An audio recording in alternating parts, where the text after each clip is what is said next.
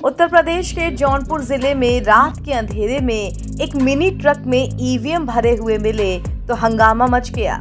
एक तरफ सपा कार्यकर्ताओं ने इसे लेकर बड़े आरोप लगा दिए तो वहीं इस बात की सफाई देने खुद जिलाधिकारी को आना पड़ा।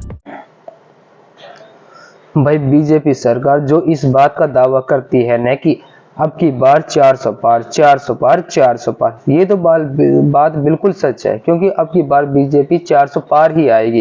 क्योंकि आपने देखा होगा बीजेपी कभी झूठ नहीं बोलती, ना ही तो उनके नेता और ना ही मोदी और अमित शाह और बाकी का उनके कार्यकर्ताओं के तो क्या ही कहने, वो कभी झूठ नहीं बोलते क्योंकि वो सच ही कहते हैं कि अब की बार 400 पार। अगर आपको भी विश्वास नहीं हो रहा हो ना, तो मैं आपको बताता हूँ कि उत्तर प्रदेश के एक जौनपुर जिले में एक रात के अंधेरे में एक मिनी ट्रक ईवीएम मशीन से भरा हुआ मिला। जब वहां की पब्लिक ने देखा कि इस ट्रक में ईवीएम की मशीनें भरी हुई हैं तो वहां पे इतना हंगामा हो गया कि पब्लिक से संभाला नहीं गया। तो आपको ज्यादा इंतजार ना कराते हुए चलो इस वीडियो को दिखाते हैं और उसके बाद में बात करते हैं कि अब की बार 400 पार। उत्तर प्रदेश के जौनपुर जिले में रात के अंधेरे में एक मिनी ट्रक में ईवीएम भरे हुए मिले तो हंगामा मच गया। एक तरफ सपा कार्यकर्ताओं ने इसे लेकर बड़े आरोप लगा दिए तो वहीं इस बात की सफाई देने खुद जिलाधिकारी को आना पड़ा। जौनपुर लोकसभा सीट पर शनिवार 25 मई को वोटिंग हुई थी। मतदान समाप्त होने के बाद यहां के वीर बहादुर सिंह पूर्वांचल विश्वविद्यालय में बने स्ट्रांग रूम में कड़ी सुरक्षा में सभी ईवीएम जमा करा दिए गए थे। स्ट्रांग रूम के बाहर जवानों को तैनात भी किया गया था। सपा कार्यकर्ता यहां ईवीएम की निगरानी में भी लगे हुए थे, लेकिन इसी बीच रात 11 बजे के आसपास ईवीएम से भरी एक मिनी ट्रक पहुंच गई। सपा कार्यकर्ताओं ने गड़बड़ी की आशंका जताते हुए यहां हंगामा कर दिया।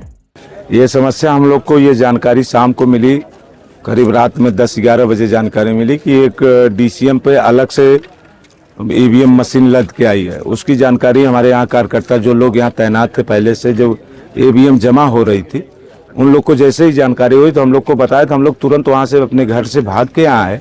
यहाँ हम लोग करीब 12-12:15 बजे पहुँच गए और फिर पहुँचने के बाद मैंने रिकॉर्ड मांगा जिलाधिकारी महोदय जी से, तो उन्होंने कहा कि आपको अभी मिल जाएगा। तो हमने कहा सर जो भी मशीनें हैं, अगर ये रिजर्व में रखी गई थी, मुगरा बादशाहपुर की मशीनें थी, अगर रिजर्व में रखी गई थी तो उसका रिकॉर्ड हमको दिखा दीजिए, कितनी मशीनें नंबर क्या रखी गई थी। 2.5-3 घंटा बीत गया, अभी तक हम लोग को दिखाया नहीं गया। फिर इसके बाद हम लोग ने पूछा कि सर ये मशीनें निर्वाचन आयोग का जो गाइडलाइन जारी है, निर्वाचन आयोग ने उसमें कहा भी है अपने गाइडलाइन में कि जो रिजर्व मशीनें हैं वो जहां पे स्ट्रांग रूम बनाया जाएगा उसके इर्द गिर्द कहीं नहीं दिखेंगी। लेकिन ये मशीनें यहाँ कैसे आ गई ये अब प्रशासन के लोग बता भी नहीं रहे हैं और हम लोग को जानकारी भी नहीं हो पा रही, इसीलिए हम लोग बैठे भी हैं। शंका क्या है आप लोगों को? शंका यही लग रही है कि जो प्रधानमंत्री जी का 400 पार का नारा है, हमको लग रहा है कि इसी तरह वो 400 पार करने जा रहा है। यही हम लोग को शंका लग रहा है। कब तक यहाँ डटे रहेंगे? जब तक ये पूरा इसका सीरियल नहीं मिल जाएगा और हम लोग को खोल के दिखाया नहीं जाएगा इसका, तब तक हम लोग यहाँ से हटेंगे नहीं। शीर्ष नेतृत्व को भी आपने कोई सूचना वगैरह? हाँ, हम लोग ने शीर्ष नेतृत्व को वीडियो और जो भी लिखना था हम लोग लिख के इसका व्हाट्सएप कर दिया है। अभी शीर्ष नेतृत्व से अभी बात नहीं हो सकी, जैसे ही बात हो जाएगी तो फिर आगे की कार्रवाई हम लोग स्टार्ट करेंगे। विपक्ष की तरफ से आरोपों के बाद खुद डीएम, एसपी सहित अन्य अधिकारी मौके पर पहुंचे और स्थिति को संभालते हुए मीडिया से अपनी बात कही। देखिए, ये हमारे एआरओ मुगरा बादशाह आराम से मुगरा बादशाहपुर हैं और जो हमने अपनी जो ईवीएम्स हैं वो हम जब कल वितरण में रवाना करते हैं तो उसमें जो रिजर्व ईवीएम्स होती है वो सेक्टर मजिस्ट्रेट्स को और दी जाती है यहाँ से डिस्पैच स्थल से। और इसके अतिरिक्त जो हमारा विधानसभा का हेडक्वार्टर होता है, एआरओ हेडक्वार्टर, वहाँ पे भी हम रिजर्व ईवीएम रखते हैं कि इन केस कहीं पे किसी सेक्टर मजिस्ट्रेट के पास या जोनल के पास अगर मशीन कम पड़ जाती है, रिप्लेसमेंट जब मॉक पोल के दौरान या वार्षिक मतदान के दौरान होता है, तो हम लोग ARO हेडक्वार्टर से उसको मशीन देके रिप्लेस कर पाएँ। तो ये हमारा वो ARO हेडक्वार्टर की रिजर्व मशीनें हैं जो कि मुंगरा बादशाहपुर से और वेयर हाउस के लिए जारी थी।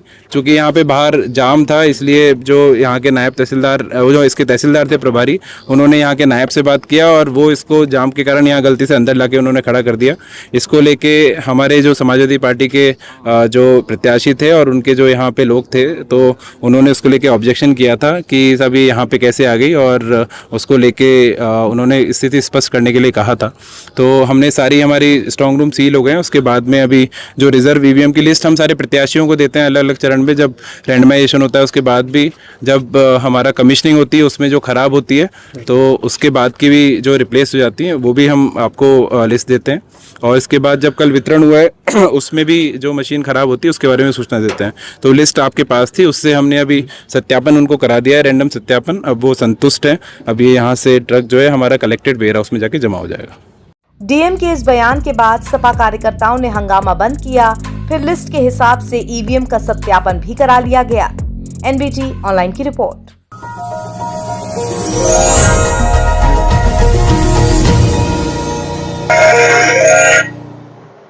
अब भाई आप लोगों ने देखा कि किस तरह बीजेपी सरकार 400 पार हो रही है।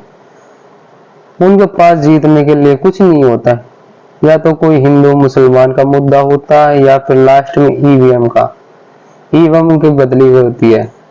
तो यही है भाई, चलो देखते हैं अब कल क्या होता है।